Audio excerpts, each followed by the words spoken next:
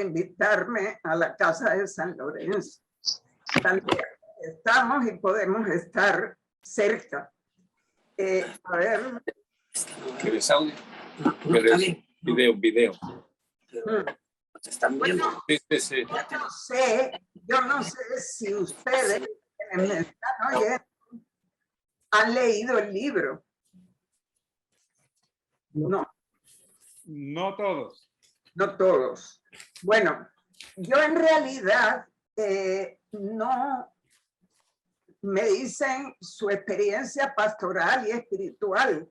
Yo conocí a Monseñor Romero durante unas 12 horas, nada más. Y lo que yo he escrito sobre él no es una biografía, son piezas para un retrato.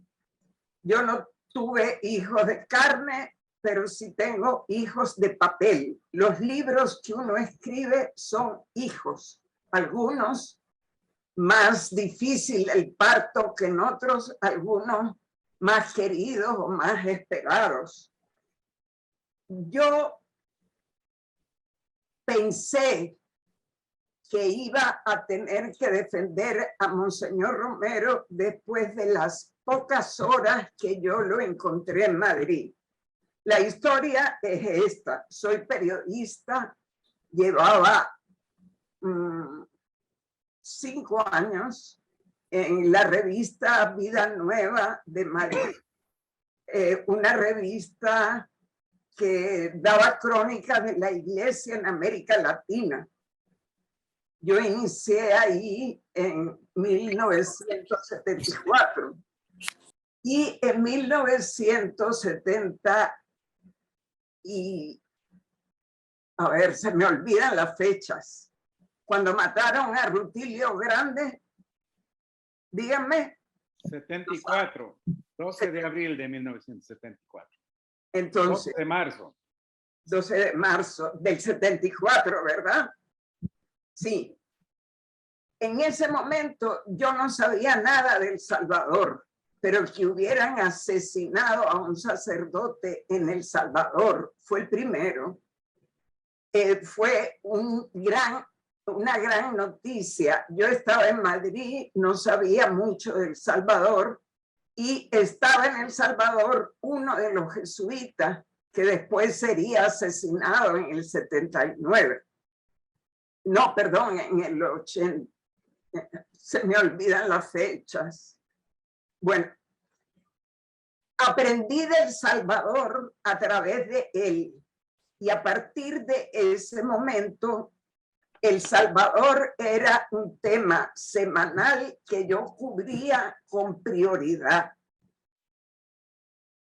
Monseñor Romero es una persona que la conocemos por lo que fue cuando arzobispo, pero Monseñor Romero, la mayor parte de su vida, que hoy celebramos su cumpleaños, era una persona muy insignificante. Es decir, de sus años, él pasó 23 años de párroco como son muchos párrocos. Hoy en confesiones, da la comunión y sobre todo pedía dinero a los ricos para dar limosna a los pobres, en un país, uno de los más desiguales de América Latina. En esos 23 años de párroco no tuvo nada especial.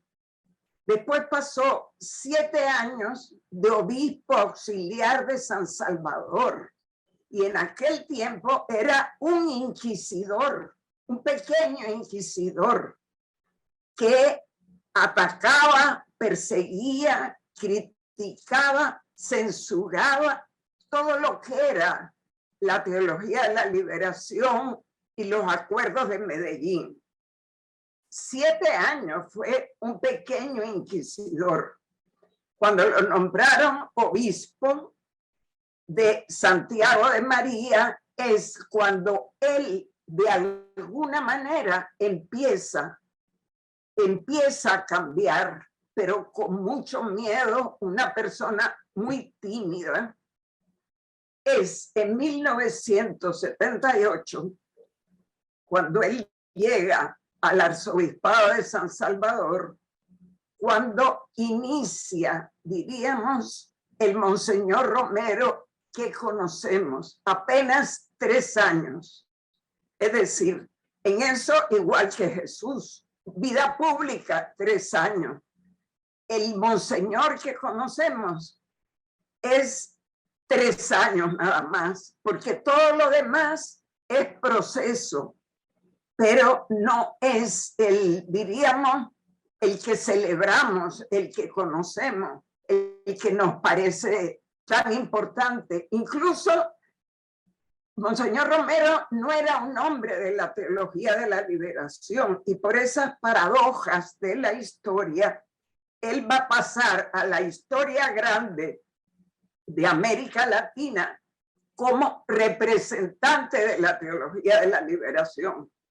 Eso es lo interesante, lo sumamente apasionante de su vida. Un sacerdote, como muchos otros, una persona extremadamente vinculada a la iglesia institucional, muy institucional. ¿Cómo fue posible que llegara a ser el Monseñor Romero que conocemos? Si yo lo tengo que decir en una frase, en una pequeña fórmula, ¿cuál fue la química? La ideología la compasión le fue ganando espacio a la ideología.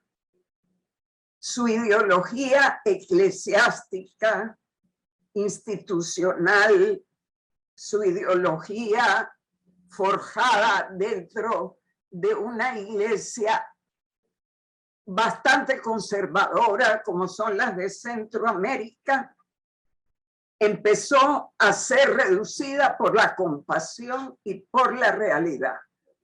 Eso fue lo que sucedió, y eso sucedió en un proceso hasta convertirlo hoy en el más universal de los salvadoreños. Monseñor Romero no solo es una figura de la Iglesia católica, es una figura de la Iglesia universal, es una figura que trasciende la Iglesia. Tanto la trasciende que Naciones Unidas decretó que el día 24 de marzo de todos los años es el día de la verdad que merecen las víctimas de violaciones de derechos humanos. Es decir, ha trascendido, no es católico, no es cristiano, trascendió todo eso siendo una persona tan insignificante, y lo que la hace trascender es responder a la realidad. La realidad del Salvador en aquel tiempo era desafiante todos los días y todas las horas. El tiempo de Monseñor Romero es el tiempo más terrible que ha enfrentado la Iglesia en el continente latinoamericano. 14 sacerdotes asesinados a tiros, 4 religiosas asesinadas, norteamericanas, asesinadas y violadas. Una represión gigantesca. Y Monseñor Romero, que venía de párroco bueno y rezador, de inquisidor de los cambios en la iglesia, es el que va a responder a eso durante el tiempo del arzobispado de una forma sorprendente. Yo era periodista, yo tenía que escribir de él. Yo le empecé a agarrar cariño a distancia. La revista donde yo trabajaba estaba en España, en Madrid.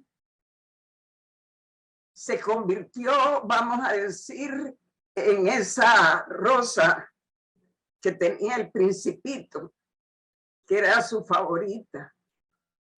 Entonces yo hice de Monseñor Romero el principal, mi rosa era Monseñor Romero. Yo procuraba de todas las formas que cada semana se escribiera de Monseñor Romero en la revista, y él daba ocasión porque siendo arzobispo era la voz de los sin voz.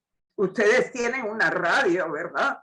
Monseñor Romero fue un hombre de radio, ese es un aspecto que hay que resaltar, pero donde se convertía en el Monseñor Romero que conocemos era en catedral.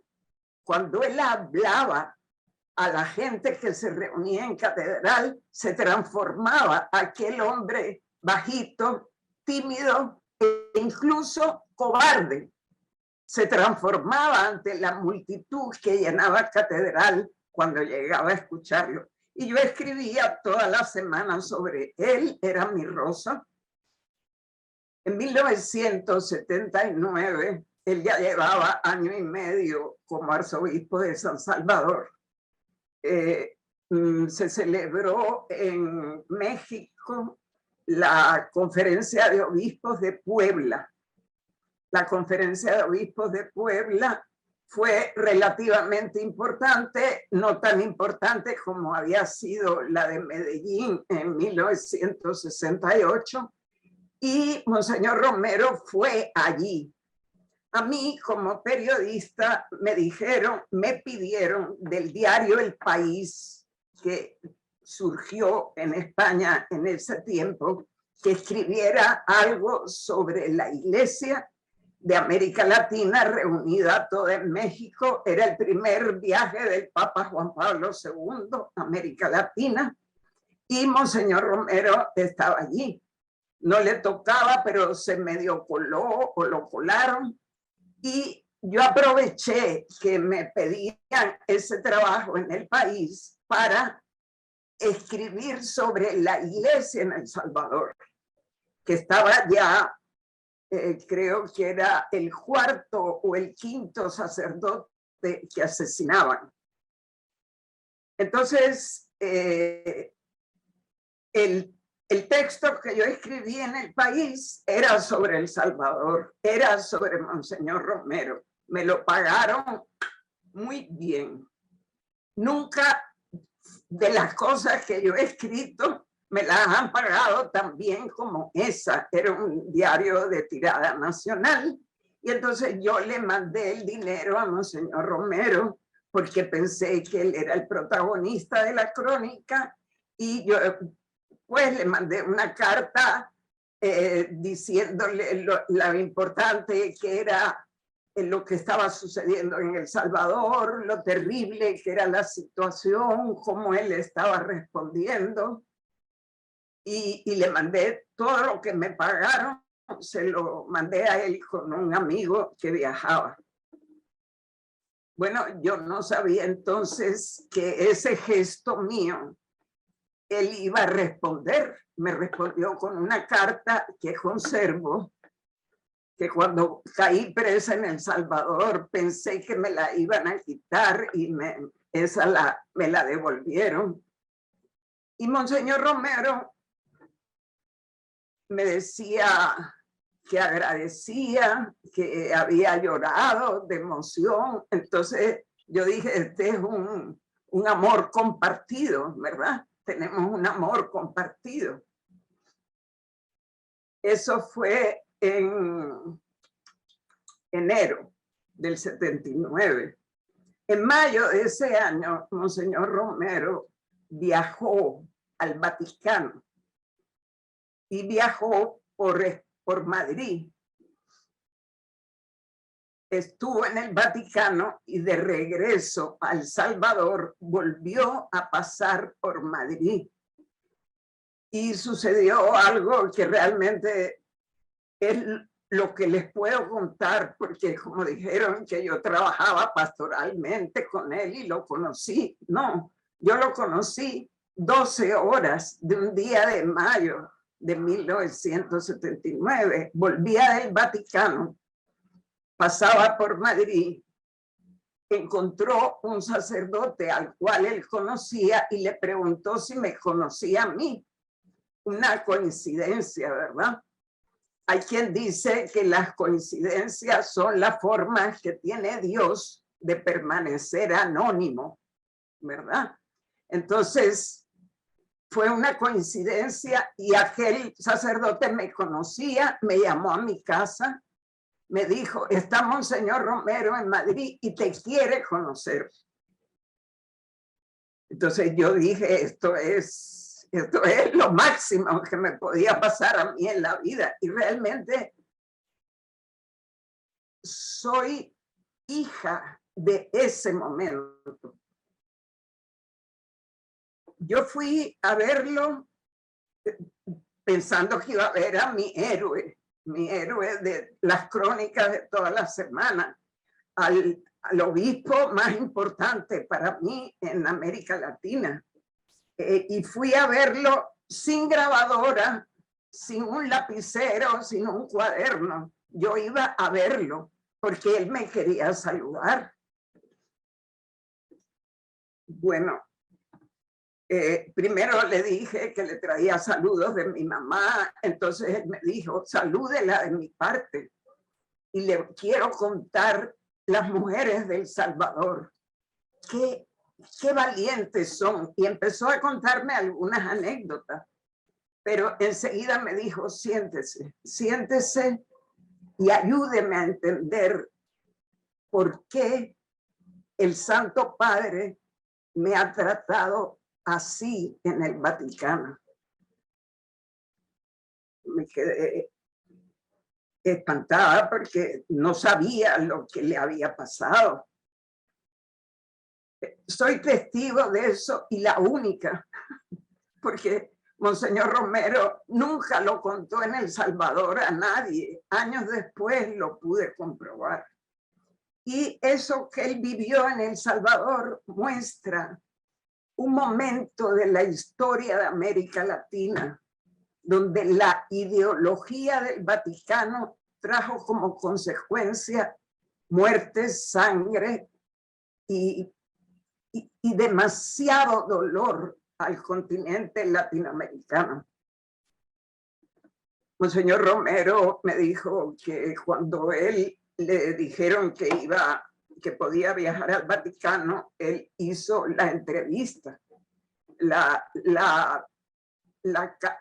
pactó con la curia para que lo dejaran ver al Papa. Y cuando llegó al Vaticano, nadie estaba enterado, nadie estaba con la entrevista fijada para ninguna fecha. Estuvo yendo de oficina en oficina y solo vio rechazos. Él utilizó, yo no tengo esta grabación, está en mi memoria. Él utilizó la palabra mendigar. Tuve que mendigar el poder hablar con el Papa. Bueno, nunca dijo Papa, siempre dijo Santo Padre. Tuvo que mendigar. ¿Y cómo mendigó? Se levantó muy temprano una mañana, se puso en la fila de la audiencia general y cuando pasó el Papa, lo agarró y le dijo, soy el arzobispo de San Salvador, necesito hablar con usted. Así lo consiguió. Entonces, eso me lo cuenta a mí, una mujer, que soy una laica, que él está conociendo.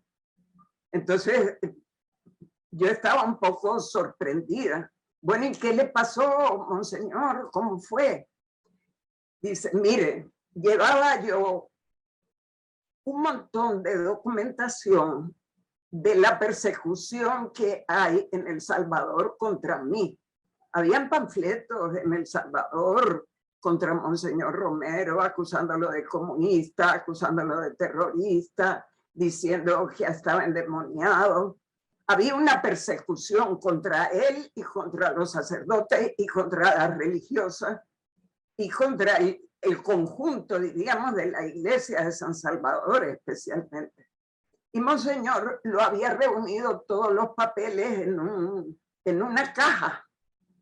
Y le dijo: Santo Padre, aquí está la prueba de la persecución que hay contra la iglesia. ¿Y qué le dijo el Santo Padre? Demasiados papeles. Aquí no hay tiempo para leer esas cosas. No tienen que traer tantas cosas. Entonces Monseñor estaba como sorprendido y yo tenía que decirle algo. Entonces yo le decía: bueno, tal vez ya tenían la información, tal vez. ¿Y qué más pasó? Entonces había sucedido en enero del 79 el asesinato del padre Octavio Ortiz. El padre Octavio Ortiz era muy joven. Monseñor había conseguido una fotografía en colores de cómo lo habían asesinado. A él lo asesinaron a balazos con 4 catequistas que estaban en una parroquia como la de ustedes, pero en San Salvador, y después le habían pasado una tarjeta por encima, tenía la cara aplastada y lo habían degollado. Esa foto, que era impresionante, Monseñor la tenía de una revista y se la llevó al Papa. Le hizo la historia de Octavio, le dijo: este sacerdote lo conocí desde muchacho, yo lo ordené, conozco a su papá, a su mamá, a su familia, le hicieron esto y esto y esto, y lo han matado acusándolo de guerrillero. ¿Y qué dijo el Santo Padre? Me dijo: y no era guerrillero. Entonces, en ese momento, Monseñor Romero, yo lo vi con los ojos llenos de lágrimas, porque él me dijo: yo quería tocarle el corazón al Santo Padre. No se lo tocó. Y en un tercer momento, ¿y qué más pasó, Monseñor? Bueno, nos sentamos como a ver cómo estaba la situación, y el Santo Padre me insistía mucho en que yo me llevara bien con el gobierno. Monseñor Romero hacía este gesto, lo recuerdo perfectamente. Y yo le decía al Santo Padre: no es posible, Santo Padre, porque el gobierno persigue al pueblo y la iglesia tiene que estar de parte del pueblo, no del gobierno. Sí, pero las relaciones del Estado con la iglesia hay que conservarlas, pero no es posible. Él quería convencer al Santo Padre que no era posible. Y como la conversación estaba un poco topada en esto de que no era posible, y el Papa se lo pedía, se lo exigía casi, yo le dije: ¿y cómo terminó eso? Bueno, terminó, me dice Monseñor, cuando el Santo Padre me dice, le dije yo al Santo Padre, dice Monseñor Romero: no exagere, Monseñor, no exagere, porque él le dijo: Jesús dijo que venía a traer espada y no la paz. No exagere, Monseñor, le dijo el Papa, no exagere. Y ahí terminó. Entonces, Monseñor Romero quería que yo, en Madrid, una mujer no metida dentro de la iglesia, aunque era periodista de temas de iglesia, le explicara por qué había pasado eso. Y yo sentí que yo no le podía explicar nada, porque además yo sentía una cólera interna bastante grande. O sea, yo estaba escandalizada, igual que él. pero yo no se lo iba a decir, yo tenía que escucharlo. Yo sentí que él era como un niño golpeado por su padre, porque Monseñor Romero era un hombre de la institución y se sentía como herido de que no lo hubieran tenido en cuenta, de que no había compasión para lo que él le pasaba, pero él no era crítico de la iglesia, él se sentía humillado. Yo sentí ese día que era una mochila pesada que él cargaba y era como el mundo al revés. La gente se va a confesar con los sacerdotes y yo sentía que Monseñor se estaba confesando conmigo, pero él no quería expresar ni crítica ni rabia, solo dolor. Yo estaba muy conmocionada, yo trataba de darle razones a aquello, tal vez el nuncio, tal vez la comunicación con el Vaticano habría que mejorarla. Él tuvo que cortar la entrevista y se fue con las monjas que lo estaban hospedando y todavía se iba a quedar más tiempo hasta tomar el avión de escala a Madrid. Cuando él se fue, yo le dije, yo lo voy a esperar, no se preocupe, cuando usted regrese, como los aviones salían de madrugada, yo estaré aquí. Ahí conseguí, sí, una grabadora, conseguí alguien que tenía una cámara fotográfica para hacer una entrevista ya grabada que pudiera salir en el periódico del día siguiente para decir que Monseñor Romero había pasado por Madrid y que esto estaba pasando en El Salvador. Pero cuando ya se iba, me dice, tengo una idea. Tengo una idea, a ver a usted qué le parece. Le digo, a ver, ¿cuál idea es, Monseñor? ¿Qué tal si usted y algún grupo de periodistas hace un viaje a Roma y le pide al Papa, al Santo Padre, una entrevista y le cuenta lo que está pasando en El Salvador? ¡Qué barbaridad!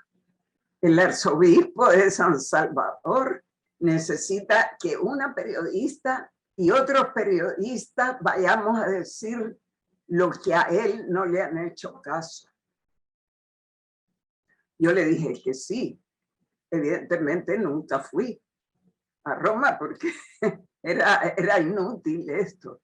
Estoy hablando de un momento en la historia de la Iglesia en América Latina donde el Papa Juan Pablo II es un personaje central y donde Monseñor Romero se convirtió en la Iglesia de San Salvador y como arzobispo en una persona central, de tal manera que creo que pasarán los años y Monseñor Romero representará como nadie ese momento de la historia de la Iglesia en América Latina, luchando contra dictaduras militares, luchando a favor de cambios hacia la libertad, hacia la democracia y hacia la justicia,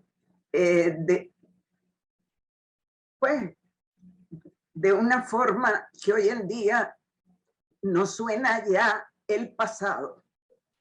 Yo volví a mi casa en la madrugada, él se fue al aeropuerto, y yo volví a mi casa esa noche, ya de madrugada, con la certeza de que lo iban a matar. Porque era imposible, con esa postura del Vaticano, que Monseñor Romero siguiera, como de hecho siguió, denunciando cada domingo en catedral lo que estaba pasando, la matanza de los campesinos, la represión, la violencia que se vivía en El Salvador, y no lo defendía el Vaticano, pues tampoco lo iban a dejar de atacar los militares que gobernaban entonces Creo que ese día, después, yo era la rosa que yo cultivaba escribiendo. Ese día decidí ser escudera.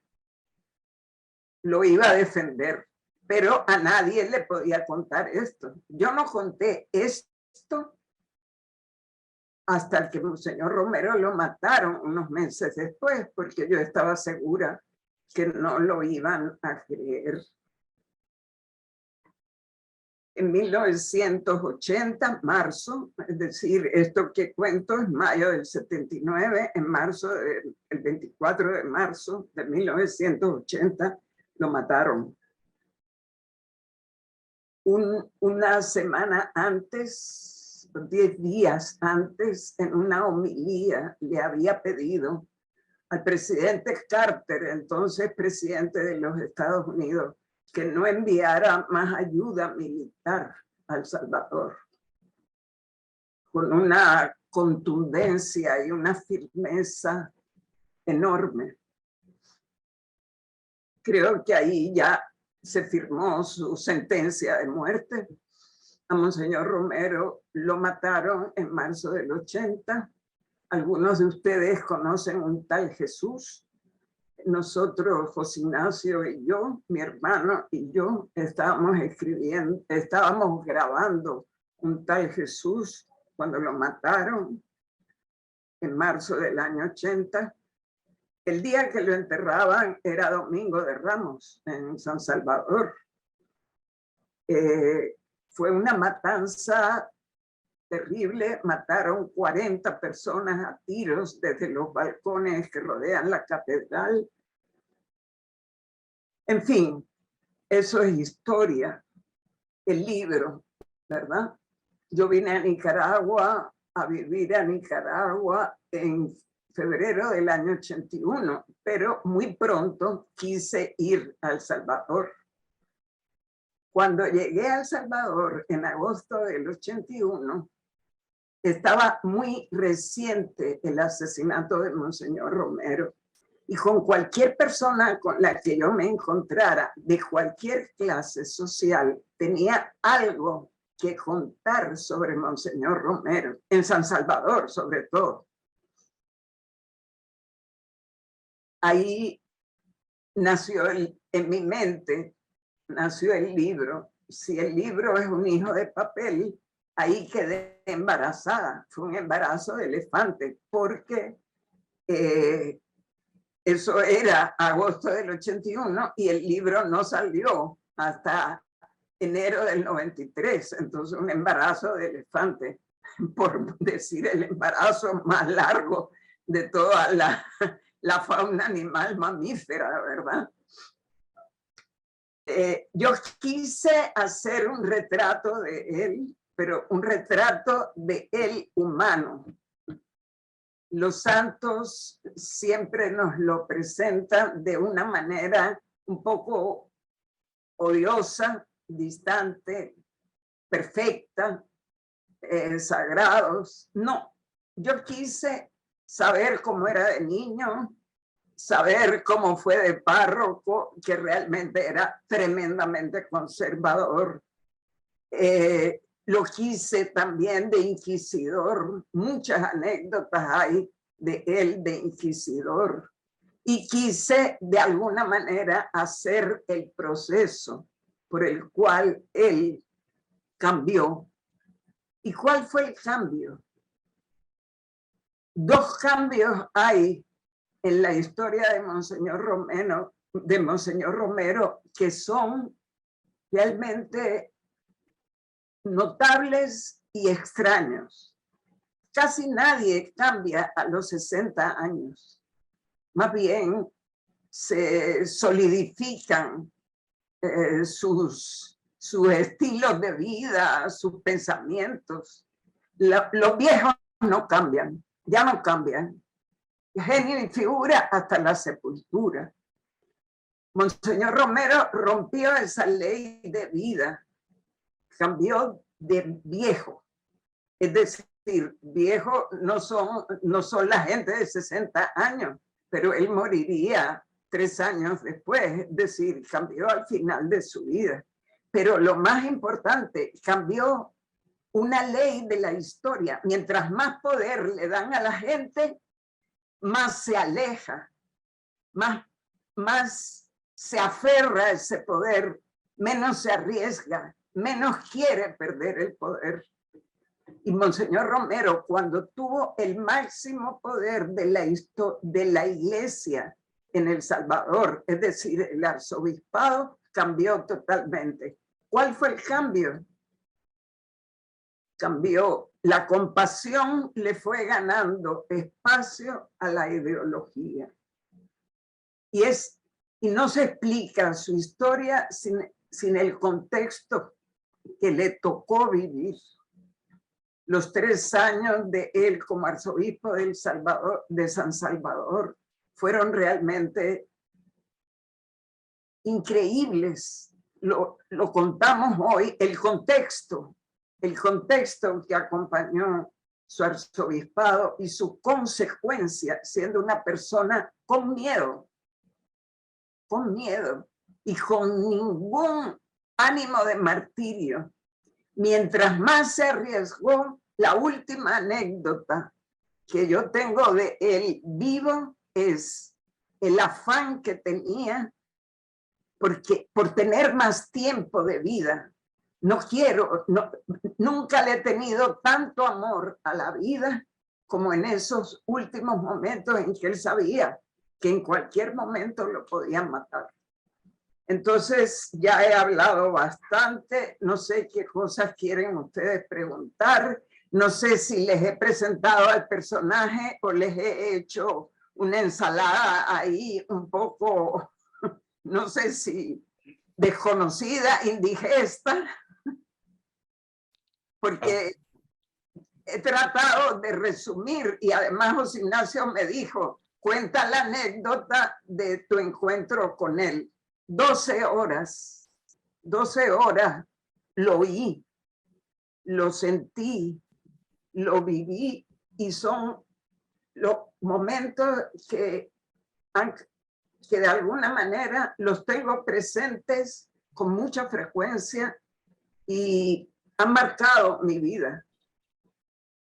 Han marcado mi forma de entender mi vida, la vida de la iglesia, sus claroscuros tan terribles y un momento crucial en la historia de América Latina. No sé si quieren preguntar algo o quieren que les cuente más de las anécdotas del libro, no sé.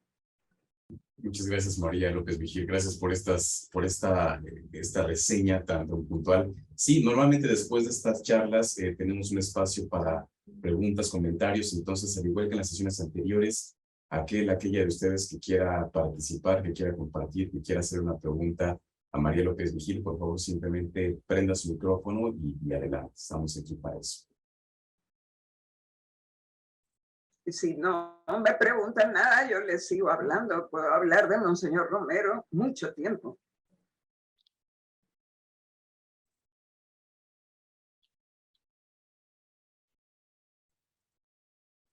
Parece que nos ha dejado mudos con esta experiencia, María López. Sí, porque es muy desconocida y además decimos hoy en día San Juan Pablo II. Yo cada vez que lo oigo me...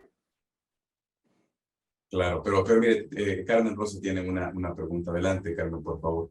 A ver, sí. Bueno, solo quería, en primer lugar, agradecer por traernos, a mí en lo personal, las memorias de Monseñor Romero. Yo soy del Salvador y quería decir algo para rectificar. Yo recuerdo que Rutilio Grande, a él lo asesinan en el 1977. Exactamente. Porque yo estaba haciendo mis prácticas de maestra cuando fue asesinado. Sí. Y eso, sí, Octavio era el padre en mexicanos. Sí. Y yo pienso que la forma en que usted nos ha relatado sí es muy linda, ¿no? O sea, es precioso que usted fue la periodista, Monseñor Romero, que fue a confiar cómo se sentía en ese momento desesperado. Y sí, como salvadoreña, claro, yo lo recuerdo a él, incluso cuando hubieron movimientos que él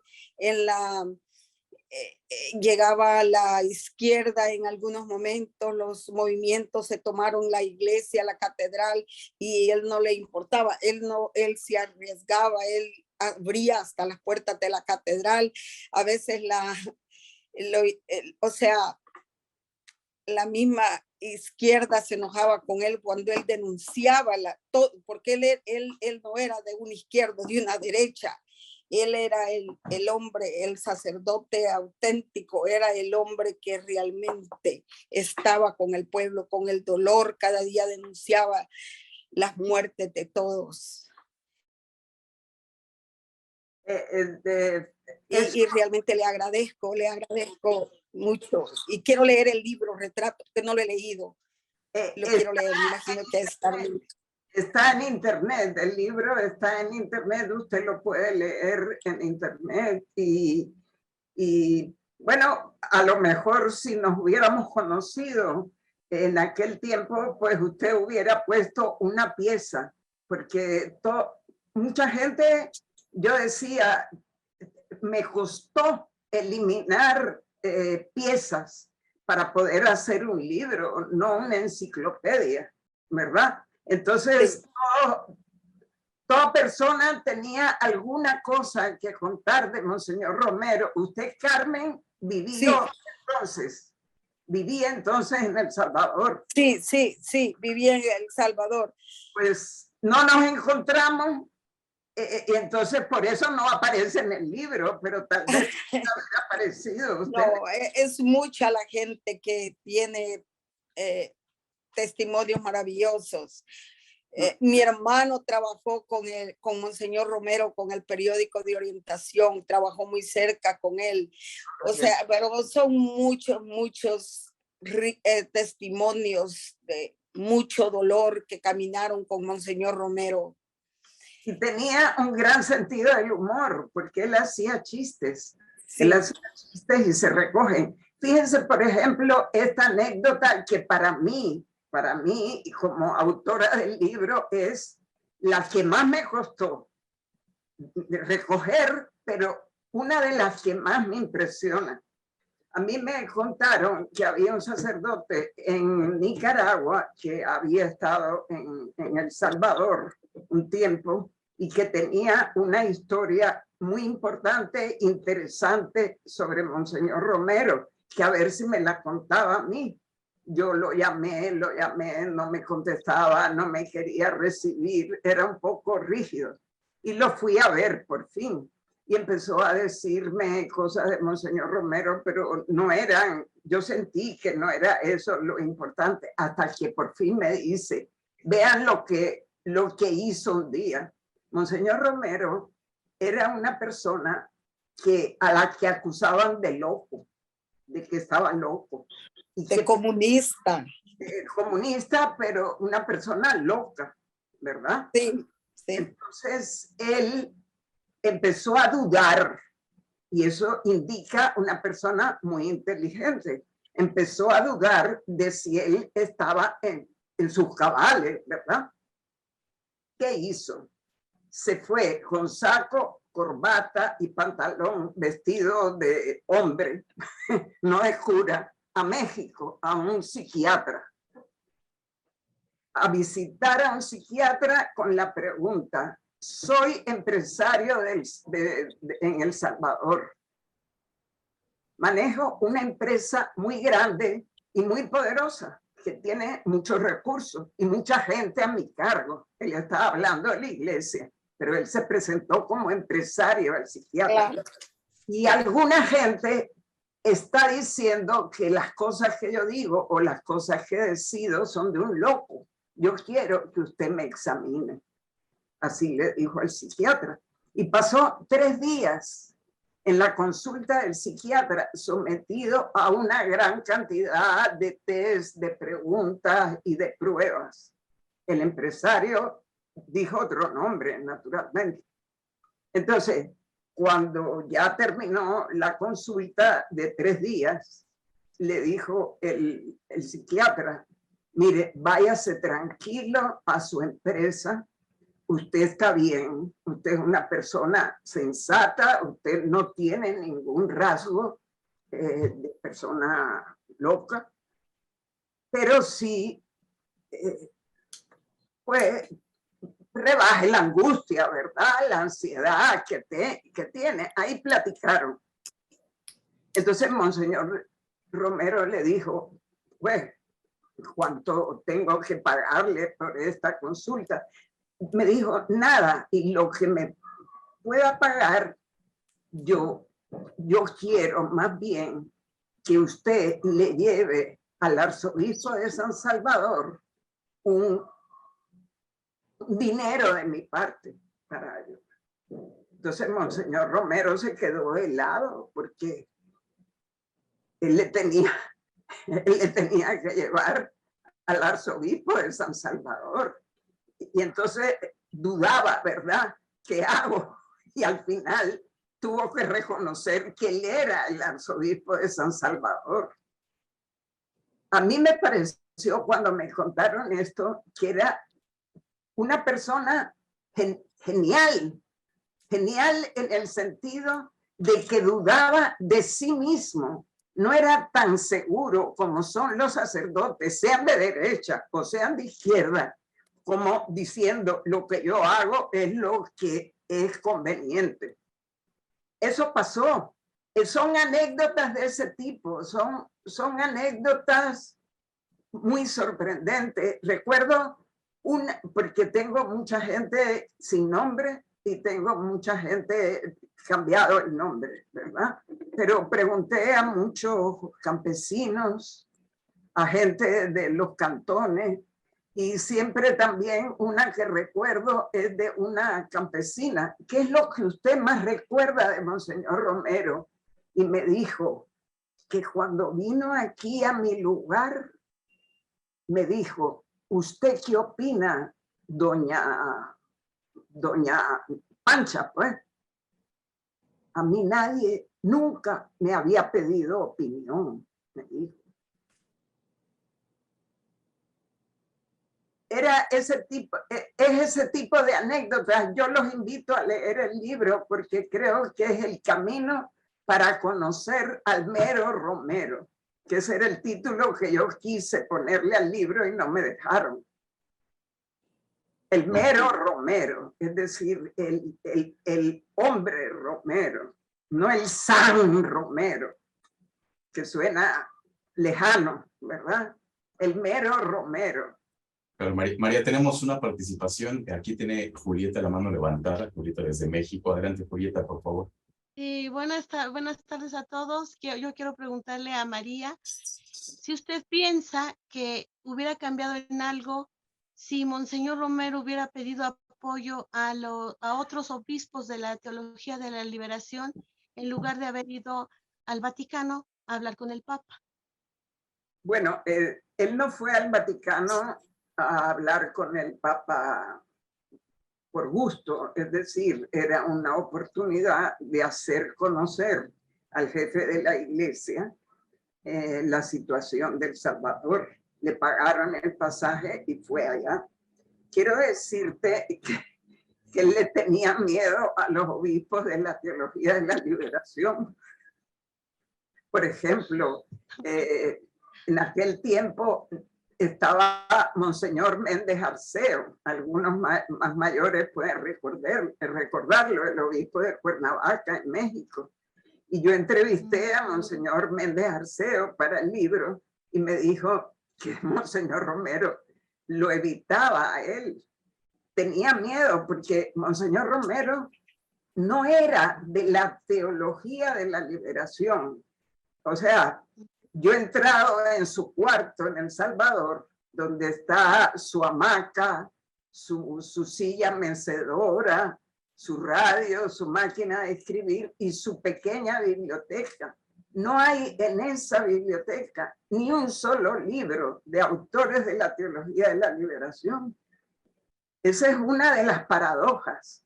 alguien que no era de la teología de la liberación, vivió la teología de la liberación no intelectualmente, no por conceptos, sino que hizo vida de la teología de la liberación, representará a la teología de la liberación sin serlo. Eso alguna gente cuando yo lo digo me dice, estás inventando. No, no estoy inventando. Es decir, él no fue a pedir él era un hombre de la institución, no era crítico de la institución, tenía que ir donde el Papa y el Papa lo rechazó, lo humilló, lo lastimó. Y eso hay que decirlo para entender un momento de América Latina. No sé si con eso respondo a tu pregunta, pero él... Sí, gracias.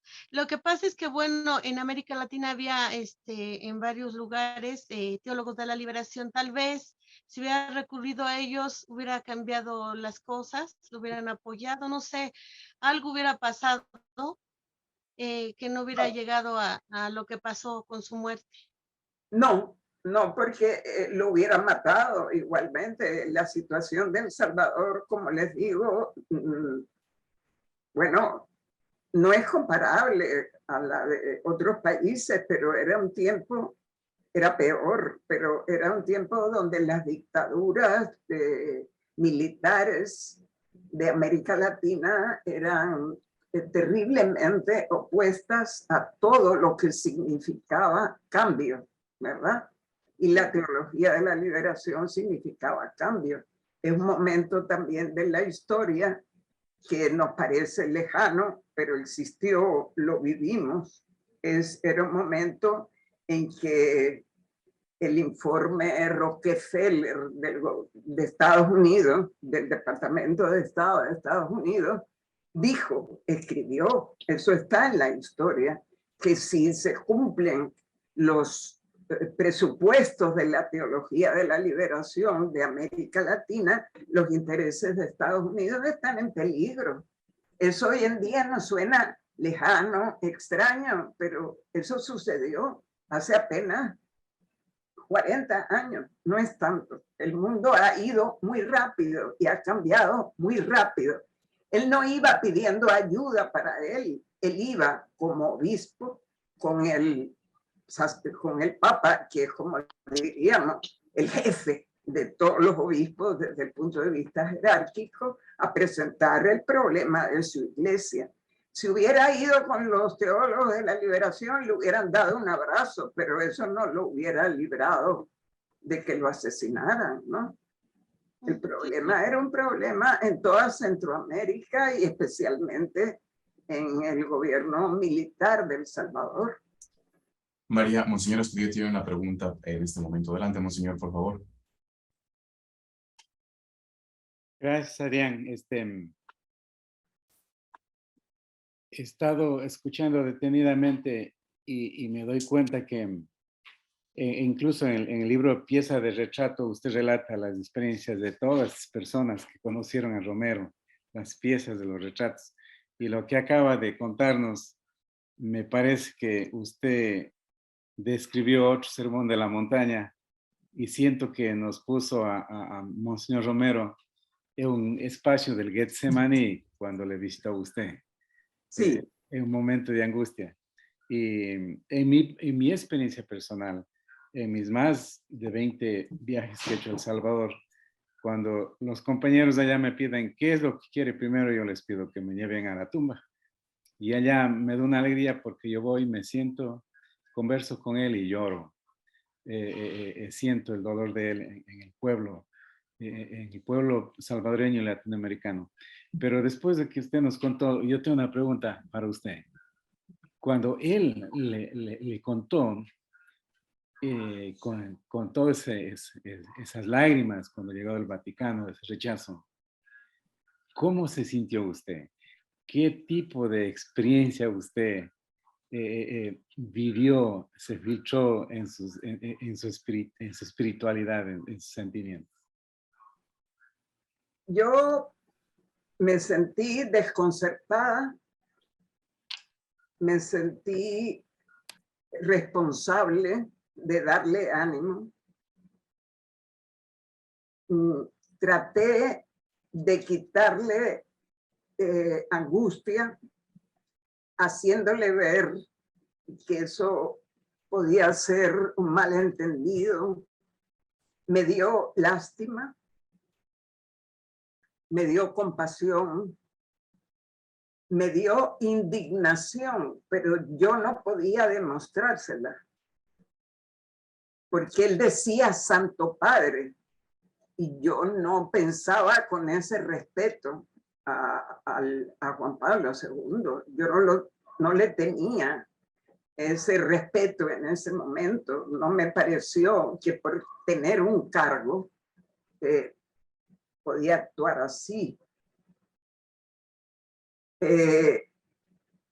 Me sorprendió porque yo era la persona menos indicada y él confió en mí.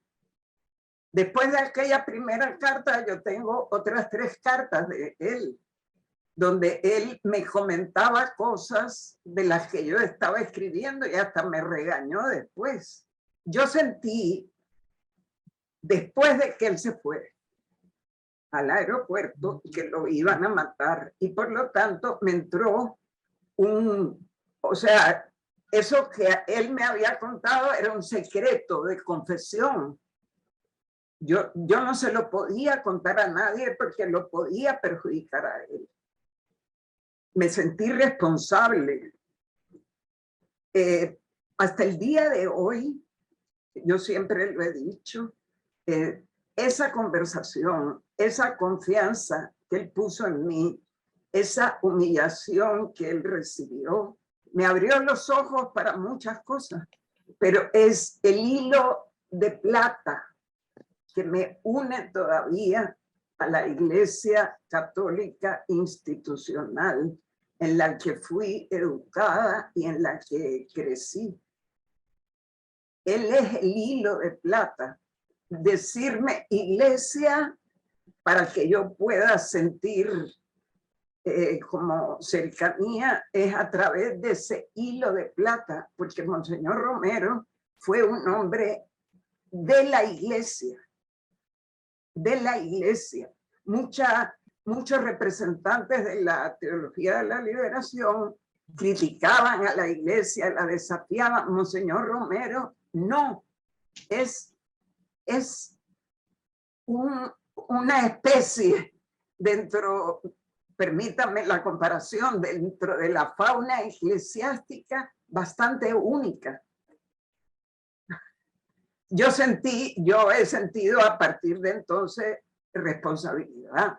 Con el libro yo quise defenderlo, darlo a conocer y hacerme responsable de una figura tan importante como insignificante, porque cuando yo lo vi por primera vez, lo vi pequeño, chiquito, él era chiquito, tímido, golpeado, humillado.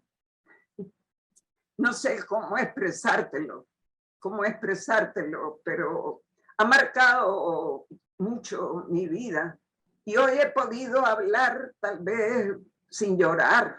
Quiere decir que todavía, que ha pasado ya el tiempo, que ha pasado mucho tiempo, pero muchas veces cuando hablo de él he llorado todavía. Cuando yo hice el libro no hubo persona que no me supiera decir dónde estaba cuando lo mataron, cuando oyó la noticia, y no hubo ninguno que no llorara en ese momento. Estaba cerca, pero no tan cerca porque el libro no salió hasta el 93, por lo menos hacía una docena de años que yo estaba entrevistando gente. Muchas gracias, María. Hay un comentario aquí que nos comparte Cristian Chávez. Ella dice, estimada María, por lo que he leído, escuchado y analizado, San Romero fue una persona muy honesta y confiaba en sus superiores, y como le ha pasado a muchos líderes, que confían y son traicionados y los ha matado por traición. Esta anécdota es muy dolorosa y ni siquiera se imagina la indignación y dolor que usted sintió en ese momento. Gracias por compartir. Y comenta también que de repente pudiera ser buena idea hacer una segunda edición del libro con nuevos testimonios de nuevas personas, podría ser. Ese es el comentario de Cristian Chávez. Y tenemos también la mano levantada de Vilma. Adelante, Vilma, si quiere encender su micrófono, por favor. Daniela también está. Ajá. Buenas noches, un enorme placer tener la bendición de contar con su testimonio tan crudo y tan profundo. Yo siento que ese privilegio de las 12 horas que usted tuvo allá en Madrid es como la visita del Espíritu Santo a la Virgen María, que engendró en usted ese embarazo de tantos años para que diera a luz a ese libro que aún no he tenido la oportunidad de leer y que definitivamente lo haré, para que fuera usted la mera mera. Quizás lamento también el hecho de que no le hayan permitido ese nombre, porque para nosotros en Centroamérica, no sé, en los demás países, la mera mera sabemos qué significa, el mero mero, pero, y hasta rima, ¿no? Con Romero. Claro, por eso. Pero ¿sabes qué pasa? Que, y también para contestar a la que decía que más anécdotas, yo he recibido muchas más anécdotas que se han acercado gente a mí, sobre todo en El Salvador, cuando he ido, que me cuentan más cosas. Pero a mí la editorial me dijo, no va a haber segunda edición, hasta aquí llegaste, hasta aquí se queda, ¿verdad? Entonces, pero fueron los de la editorial de la Universidad Centroamericana de El Salvador, de los jesuitas de El Salvador, los que me dijeron que poner el mero Romero era una falta de respeto. Entonces yo dije, pues bueno, una falta de respeto. Parte del compañerismo, yo diría, la identificación con alguien que no se siente superior, sino que se siente de igual a igual. Pero la pregunta que tengo es algo que en cierta forma encuentro preocupante. El hecho de cómo seguir cultivando esa memoria histórica en las nuevas generaciones. Porque en el año 2008 tuve la oportunidad de estar en Guatemala, el país donde nací. Y en el foro de ese año fue en la Universidad Popular, la Universidad de San Carlos de Guatemala.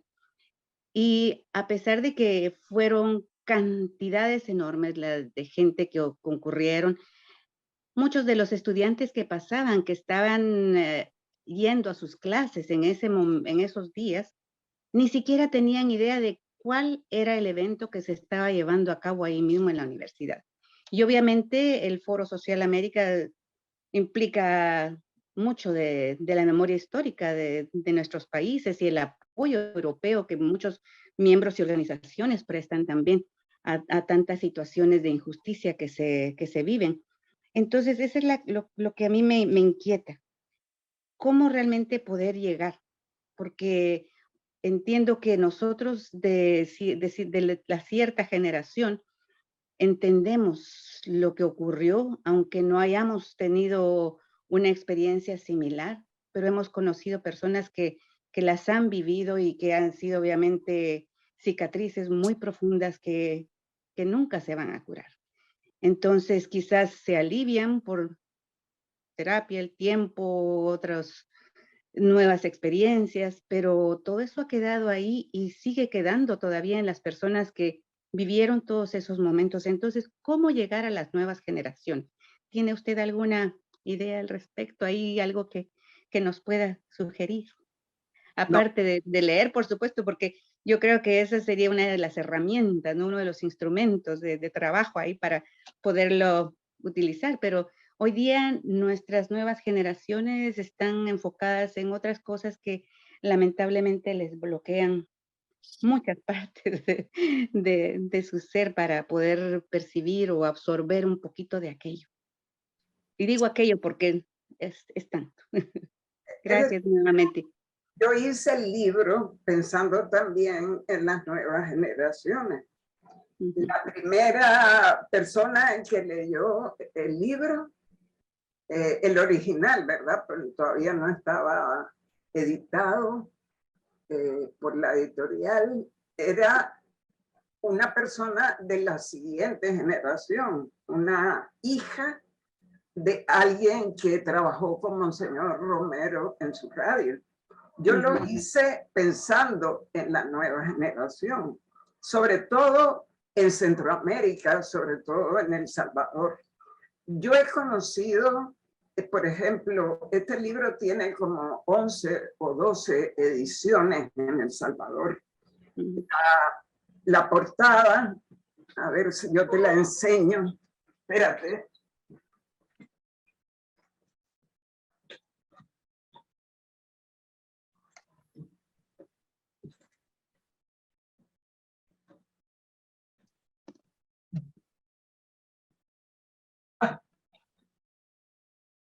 Ay, ya.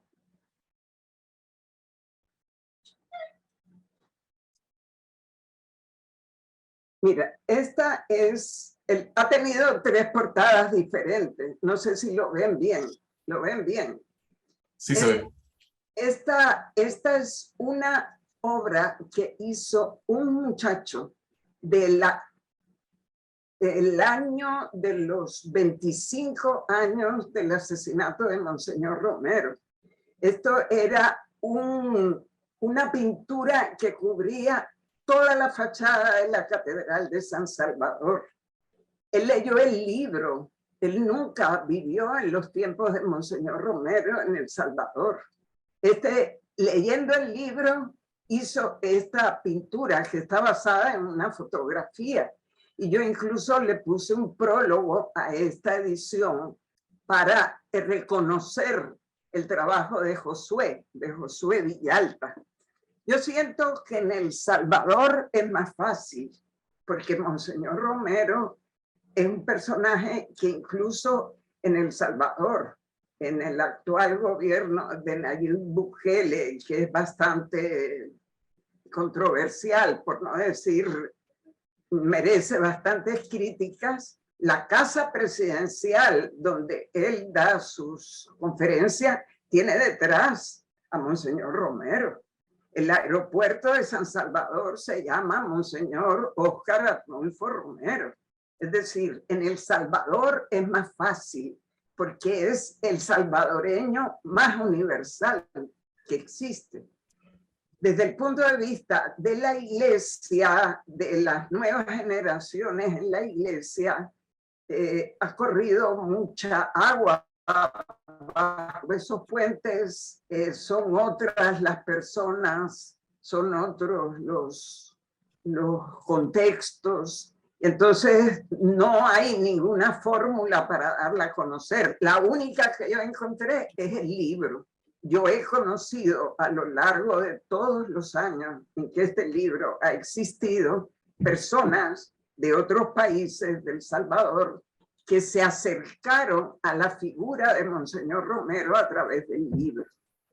¿Cómo conservar su memoria? Bueno, la palabra siempre tiene poder, la palabra escrita siempre tiene poder, y yo aposté a eso porque eso era lo que yo sabía hacer. Creo que en El Salvador es más fácil, porque El Salvador es un país muy pequeño, el pulgarcito de América, así lo llamó Gabriela Mistral, y Monseñor Romero es un personaje universal. Y entonces El Salvador se precia de haber sido la patria de Monseñor Romero. ¿Cómo llevarlo más adelante? Bueno, hay límites, sí, hoy en día con las nuevas generaciones hay límites, tienen otro tipo de héroes, son cantantes, futbolistas, ¿verdad? Mucho menos va a ser un obispo. Estamos en un tiempo en que en la Iglesia Católica hay bastantes malos ejemplos, ¿verdad? Entonces eso también pesa. Entonces un obispo, pues un obispo. Gracias, María. Gracias, Vilma. Tenemos una participación de Verónica. Adelante, Vero, por favor. Buenas noches, María. Mi nombre es Verónica Bucio, soy mexicana, aunque estoy viviendo aquí en Canadá. A mí me gustaría preguntarte, con todo el aprendizaje que tú tuviste de una manera directa e indirecta de Monseñor Romero, ¿qué le diría usted en estos momentos a los sacerdotes, a los feligreses y a las personas en general que de alguna manera quisiéramos trabajar con un poco la ideología de lo que hacía Monseñor Romero? ¿Qué camino seguir? ¿Por dónde ir sin equivocarnos y tratar de seguir un poco el ejemplo de Monseñor Romero? A Monseñor Romero le tocó un tiempo que no es el nuestro. Yo creo que ¿Ya la viste tú también? Es decir, yo creo que ninguno de nosotros tiene en riesgo su vida, ¿no? Puede tenerla en riesgo porque va de migrante en una caravana y tiene que pasar por el tapón del Darién o tiene que llegar a la frontera de Estados Unidos atravesando el río Bravo. Ese es el riesgo de la vida de muchas personas. El momento de Monseñor Romero no es un momento generalizado para nosotros. ¿Qué es lo que tenemos que hacer? Responder a la realidad en la que nos ha tocado vivir con consecuencia, con convicción, con compasión, no con ideología. Oye, no con ideología, con compasión. Y si llega el momento en que tenemos que arriesgarnos, ¿verdad? ¿Qué se puede decir en este tiempo? Es decir, no hay nada más que vivir con consecuencia, con compasión y con convicción el momento histórico que nos ha tocado vivir. El de Monseñor Romero lo puso en peligro todas las horas de todos los días de aquellos 3 años. Y él nunca dio un paso atrás. No es el momento nuestro, ¿verdad? ¿Qué le diría a cualquier persona? Sea consecuente con lo que tiene a su alrededor, con la realidad. Y no tenga ideología, tenga compasión. Te agradezco muchísimo, realmente, María. Muchas gracias por tu respuesta. Gracias, María. Gracias, Vero. Adelante, Dani, por favor. Hola María, hola a toda la gente, a la comunidad aquí. Qué lindo escuchar esta cantidad de retratos que nos hacen ver a Monseñor Romero. Tengo una pregunta sobre esta anécdota que usted cuenta cuando recibió esta información de la reunión con el Papa. Y Monseñor Romero, usted dice, decidí no publicarla, no contarla, porque esto le perjudicaría más a Monseñor Romero. Mi pregunta es, ¿alguna vez ha pensado en la posibilidad de que tal vez de haberlo publicado, la reacción pública hubiese condenado en lugar de a Monseñor Romero al Papa Juan Pablo? No, hubieran dicho que yo era mentirosa. De hecho, hay un biógrafo de Monseñor Romero que se llama Roberto Morozzo de la Rocca, que es italiano, que escribió la biografía de Monseñor Romero y escribió que todo lo que yo digo en esa anécdota, en esa experiencia de vida, es mentira, ¿verdad? Entonces, y lo hice muchos años después. Dice que yo soy una izquierdista, pues no sé qué adjetivo. Ahí tengo yo su libro. Tuve ocasión de verlo públicamente en Milán. Yo les puedo mandar a la dirección que ustedes me han mandado. Yo conté esto ampliamente en Milán, delante de miles de personas, muchos salvadoreños, porque hay mucha gente salvadoreña exiliada en Milán. Y estaba él, Morozzo de la Rocca. Bueno. Entiendo. No pude saludarle porque él se fue, pero ten la seguridad de que no hubieran criticado al Papa, me hubieran dicho de mí alguna cosa y alguna gente lo ha hecho. Fíjate que por casualidad yo me he metido en internet recientemente por curiosidad, me entró curiosidad y han hecho hasta un video.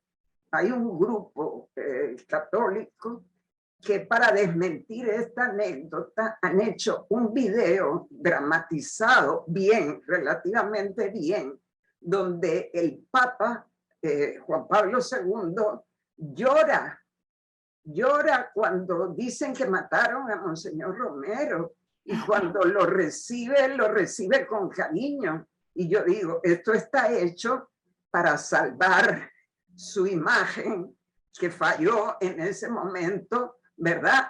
O sea, es algo que ha hecho mucho eco, ¿verdad? Entonces yo no quería contarlo estando vivo, porque no por mí, a mí no me importa que digan que soy mentirosa, personas que yo no aprecio, ¿verdad?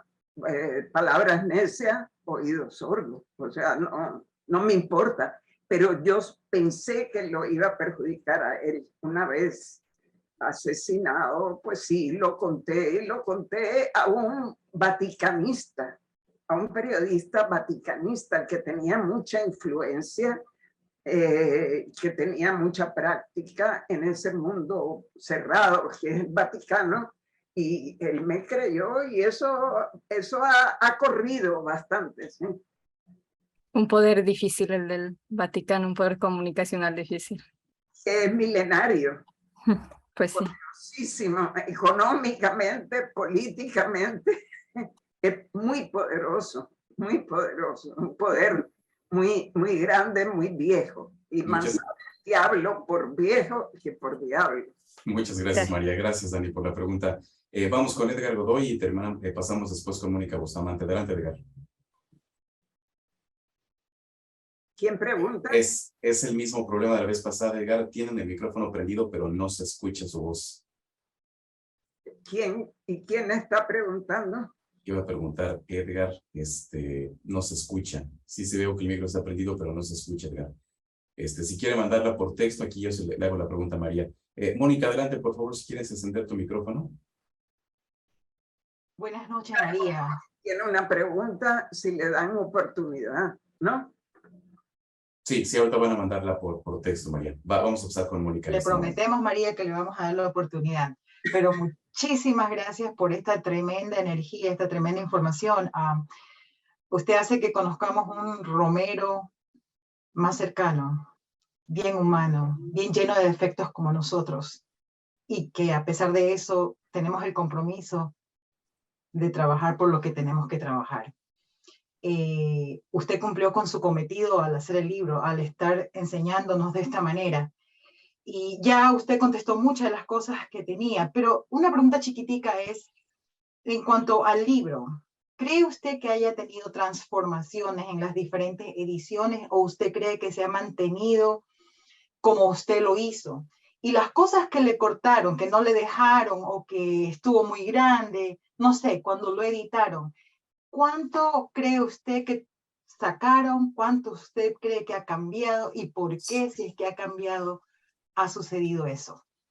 No han cambiado. Es decir, la edición de Piezas para un retrato la hizo la editorial de la UCA. Negociamos el título y ellos no quisieron que se pusiera como título del libro El Mero Romero. Cuando yo al comienzo, un poco sin claridad de que lo iba a hacer o no, yo dije, sería bueno en otra edición añadir anécdotas. Ellos no aceptaron. Y bueno, la editorial es la que manda, no somos los autores, ¿verdad? La editorial lleva el negocio. O sea, yo no he tenido ninguna censura del libro. Sí tuve una pésima experiencia con una editorial italiana que publicó el libro poniendo lo que le interesaba. de tal manera que si en el libro hay unas, que decir, unas 500, no, lo estoy hablando de memoria, unas 500 piezas, en el libro en italiano, a mí me llegó por otro camino sin pedir permiso ni autorización. Entonces yo les mandé a decir, pero cuando vivimos en América Latina, que hay tanto desorden y tanto caos, un autor puede ser plagiado, puede ser no respetado. Entonces yo protesté a esa editorial, pero yo no sé si ellos siguieron vendiendo el libro total, no cambiado, recortado en todo lo que era, ¿cómo decir? Que ponía crítica, tanto política como religiosa a la iglesia, sí. Muchísimas gracias, muchísimas gracias. ¿Tú eres, un abrazo enorme. ¿Tú eres cubana? No, Guayaca de Ecuador, mona, mona, mona. Pues me sonó de repente que éramos compatriotas. Pero sí, muchísimas gracias, un abrazote. Gracias. Gracias, María, gracias, Moni. Monseñor, vamos, le doy la palabra. Monseñor, tenemos ya la pregunta de Edgar, pero usted díganos si procedemos. ¿A dónde está la pregunta de Edgar? Sigamos con la del Edgar y de ahí yo sí. Perfecto, perfecto. Nos comparte, María, a través del chat, Edgar, esta pregunta. Nos dice, José Ignacio López dijo que Juan Pablo II tuvo mucha sangre en sus manos. Y la pregunta es, ¿por qué le seguimos llamando San Pablo II? Ah, bueno, eso depende de quién hable. Yo nunca digo Juan Pablo II, ni San Juan Pablo II. Yo suelo decir Karol Wojtyła, que es un nombre de pila, ¿verdad? Porque uno dice Juan Pablo II y ya tiene más importancia. Yo suelo decir Karol Wojtyła o también Juan Pablo II. El Vaticano hace santos, es una fábrica de santos. Y a mí no me cayó bien que el Papa Francisco hiciera santo a Juan Pablo II. Las historias de Juan Pablo II no son como para decir santo, pero así hay muchos santos en la iglesia. El fundador del Opus Dei es santo también. San José María Escrivá de Balaguer, ¿verdad? Y el Opus Dei es una secta católica que ha hecho mucho daño a mucha gente que entró dentro de ese grupo y en su contacto con las realidades de muchos países. Hay muchos santos en la iglesia que fueron santos porque eso es un negocio en el Vaticano. Hacer santo es un negocio, hay que pagar mucho. Hay que pagar mucho para lograr que alguien llegue a ser santo. En el caso de Juan Pablo II, yo me imagino que no pagaron mucho. O sea, era papa y por lo tanto era santo, ¿verdad? El papa que precedió a Juan Pablo II, que fue envenenado. El papa Juan Pablo I fue envenenado en el Vaticano por problemas económicos del Banco Vaticano. Nadie lo ha hecho santo, ¿verdad? Tampoco le hicieron autopsia.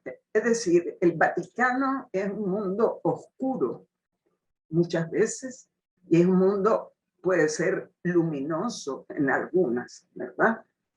Yo no tengo la imagen de luminosidad del Vaticano, no la tengo. No me importa tampoco porque no todo el mundo... Uno se puede fijar más en las oscuridades. A Monseñor Romero,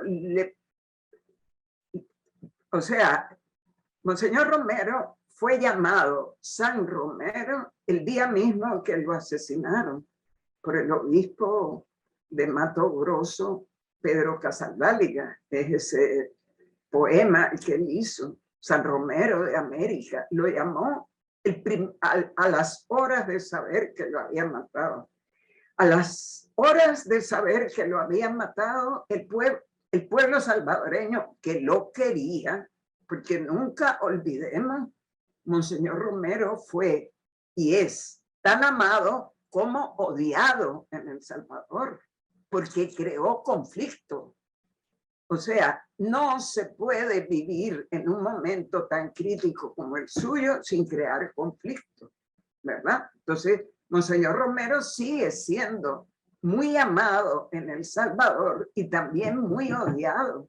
Hay gente buena que le echa la responsabilidad de la guerra civil.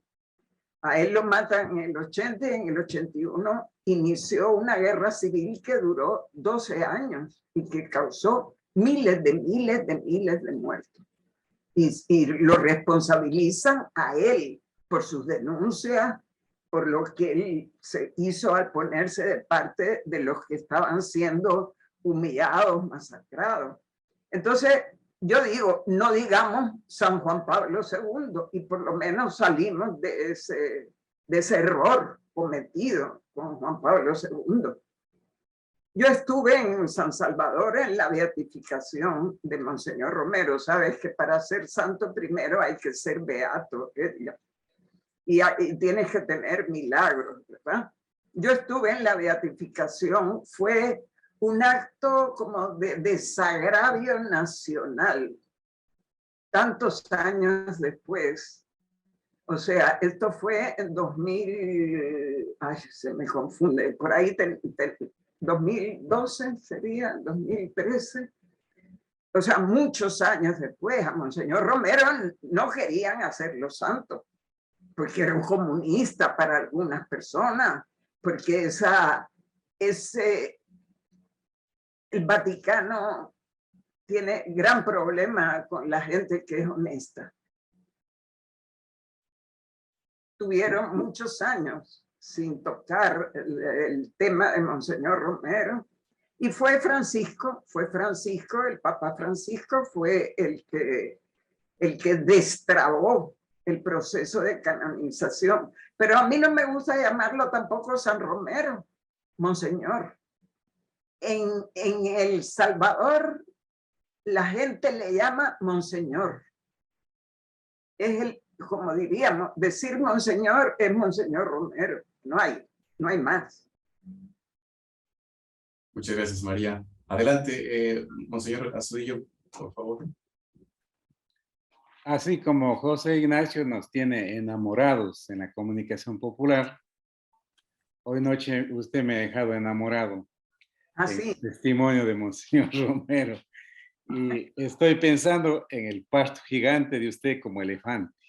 Ese parto tan grande para armar las piezas de un retrato de Monseñor Romero.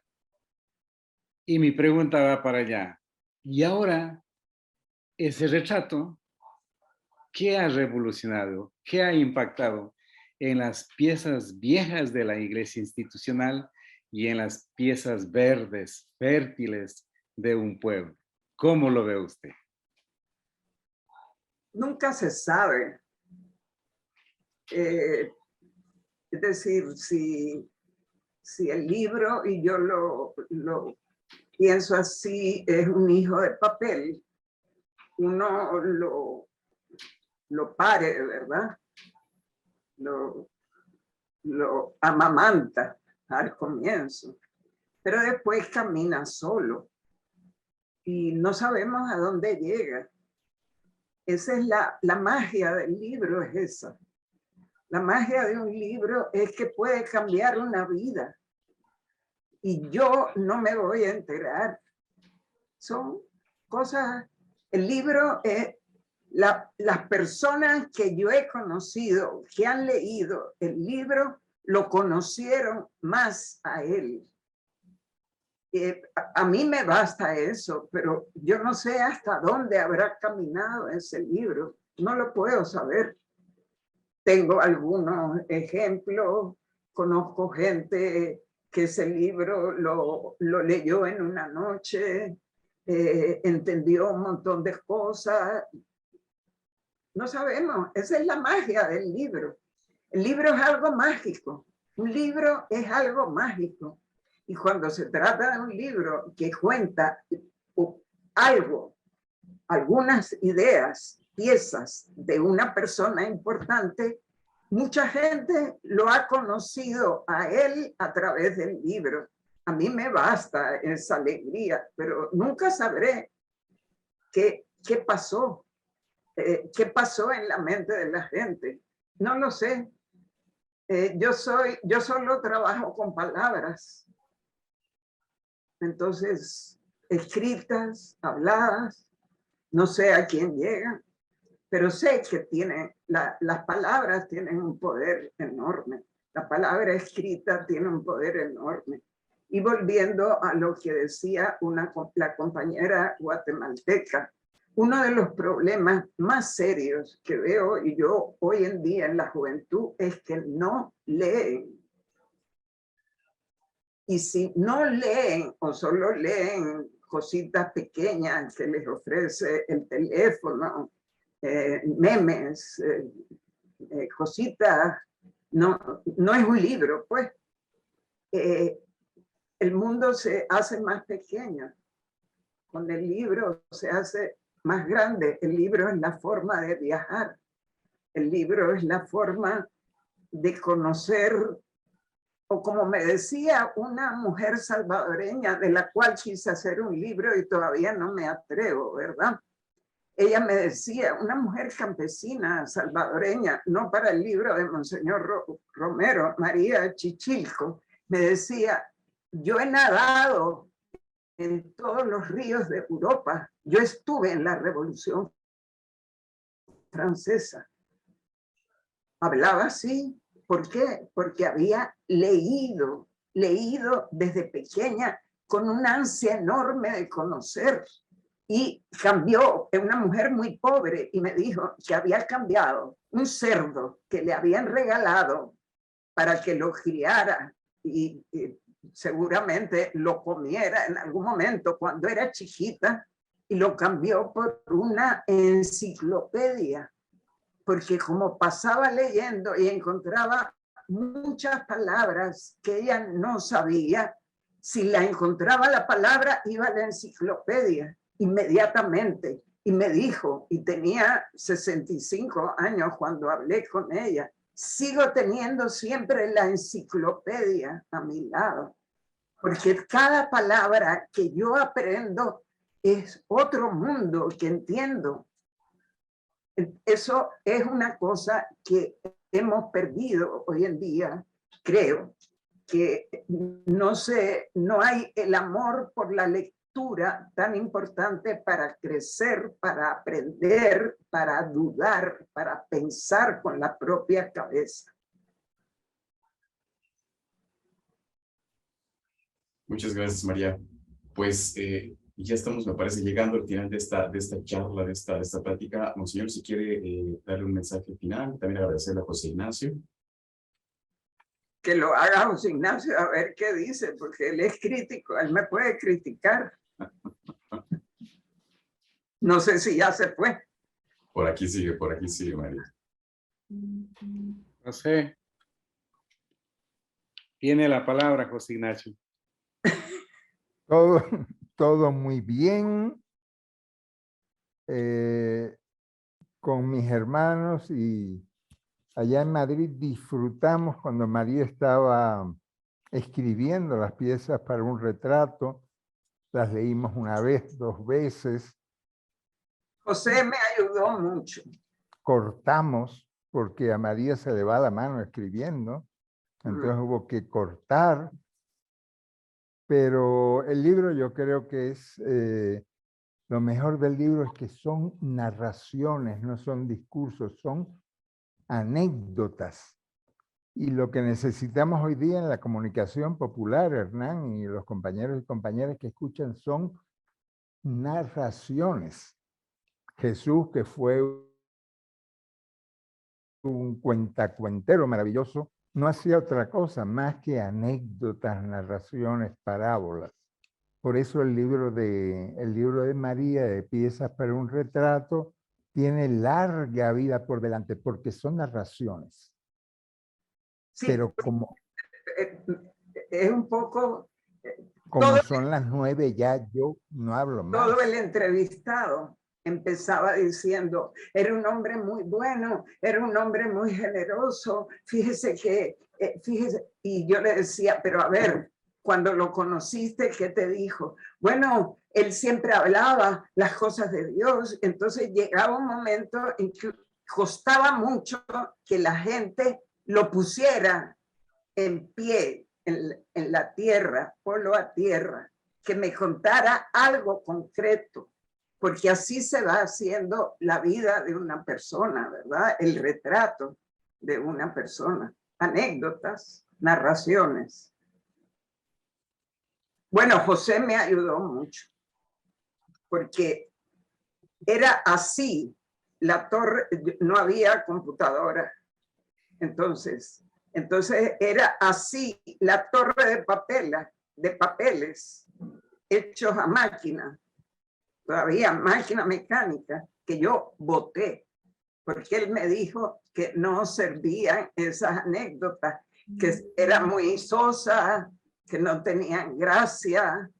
Entonces, José me ayudó muchísimo a eliminar, a seleccionar, a no querer decirlo todo.